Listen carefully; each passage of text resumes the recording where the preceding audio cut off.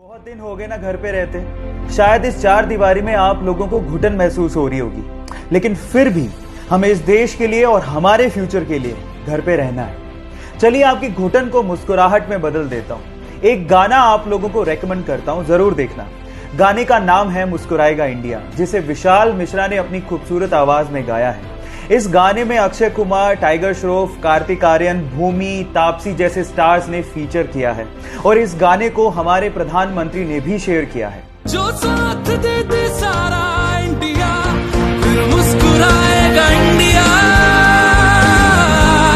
फिर जीत जाएगा India. Guys, आप लोग याद रखिए, ये देश है तो हम हैं, इसीलिए घर बैठो इंडिया, सपोर्ट करो इंडिया। लोगों को हंसाना बहुत मुश्किल काम है, लेकिन एक बंदा ये काम करके लोगों के दिलों में अपनी जगह बना चुका है। गाइस, मैं बात कर रहा हूं कपिल शर्मा की, लेकिन ये काम उसके लिए इतना आसान नहीं था। बचपन में ही उसने कैंसर की वजह से अपने पिताजी को खो दिया था। घर का सारा पैसा पिताजी के इलाज में लग चुका था। उसके पिताजी हेड कांस्टेबल थे, चाहता तो वो उनकी जगह अपनी जॉब ले सकता था, लेकिन उसने कॉमेडी के अपने पैशन को फॉलो करने की ठानी। इसके लिए उसने द ग्रेट लाफ्टर चैलेंज में पार्टिसिपेट किया। पहली बार तो वो सेलेक्ट ही नहीं हो सका, लेकिन दूसरी बार उसने फिर से कोशिश की और ना सिर्फ इस बार वो सेलेक्ट हुआ, बल्कि उसने शो को जीता भी। उसके बाद उसने जिंदगी में कभी पीछे मुड़ के नहीं देखा। K9 नाम से प्रोडक्शन हाउस खोला और उसमें अपने नाम का एक शो शुरू किया और आज वो show the Kapil Sharma show के नाम से लोगों के दिलों में अपनी जगह बना चुका है। तो इस कॉमेडी के किंग के लिए एक लाइक तो बनता है। एक बार एक विदेशी यात्री भारत घूमने आया और टैक्सी करके पास के एक होटल पहुंचा। जैसे ही वो होटल में चेक इन कर रहा था, उसे पता लगा कि उसका पर्स टैक्सी में रह गया। उसने होटल वालों को कहा कि प्लीज आप टैक्सी वाले से कांटेक्ट करिए, लेकिन उन्होंने कहा कि हमारे पास टैक्सी वालों के कांटेक्ट नंबर नहीं है। उसने भी बहुत कोशिश करी, लेकिन टैक्सी वाले का कहीं पता ही नहीं लगा। वो पूरी तरह से घबरा गया था, क्योंकि उसका क्रेडिट कार्ड, उसके आइडेंटिटी कार्ड सब पर्स के अंदर थे। लेकिन 2 घंटे बाद वो टैक्सी वाला आया और उसने उस विदेशी यात्री को उसका पर्स थमा दिया। विदेशी यात्री ने खुश होकर उसे $70 देने की कोशिश करी, लेकिन उसके बाद जो टैक्सी वाले ने जवाब दिया वो आप लोगों को सुनना चाहिए। टैक्सी वाले ने कहा कि इस रिवॉर्ड के लिए मैंने आपको आपका पर्स वापस नहीं किया है, मैंने आपको आपका पर्स इसलिए वापस किया है क्योंकि ये आपका है। अतिथि देवो भव की भावना को साकार करने वाले उस टैक्सी वाले को मेरा सलाम।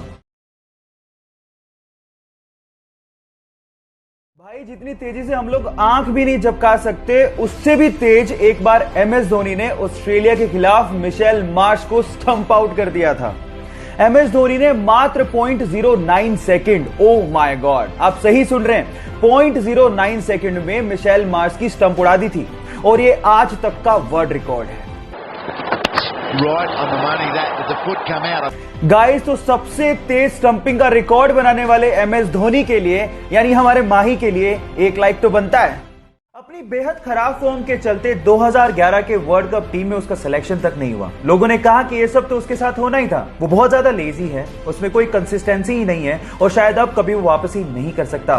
सारे फैंस निराश हो गए थे, लेकिन उसने हार नहीं मानी। उसने हार्ड वर्क किया, अपनी फॉर्म दर्शाई और 2013 में बतौर ओपनिंग बैट्समैन एंट्री मारी और उसके बाद उसने वो कर दिखाया जो आज तक इस प्लेनेट पे कोई नहीं कर सका।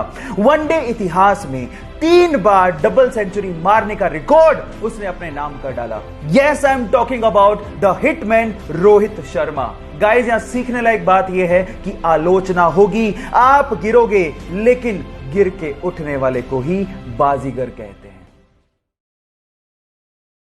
हारी हुई बाजी को जो जीत जाए, सिकंदर वही होता है। अब लास्ट के 2 T20 जो कि इंडिया और न्यूजीलैंड के बीच में हो रहे हैं, उनको देख के तो ये लगता है कि भारत सिकंदर की तरह खेल रहा है। अब आप खुद ही अंदाजा लगाइए, जो 4th T20 हुआ उसमें न्यूजीलैंड को लास्ट ओवर में मात्र 7 रन चाहिए थे और T20 में 7 रन 6 बॉलों में बनाना बहुत आसान होता है जब आपके पास 7 विकेट हो।